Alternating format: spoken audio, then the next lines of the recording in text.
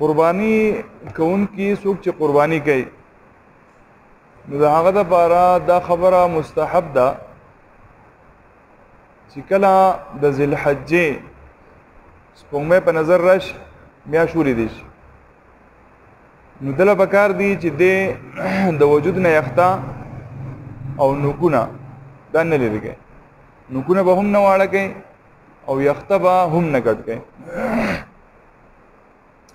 چې کله قربانی وکي منځ وشي او قربانی وکي نو د هغې نه بعد بیا یخته کټ کول یا نوکونه کټ کول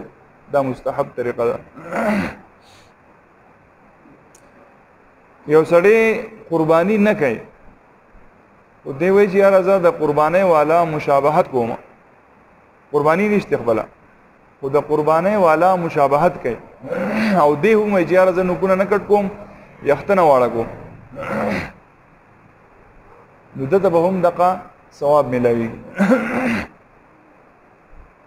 یو څاروی داسې دی چې دا د وجود نه یخته کټ شوی دی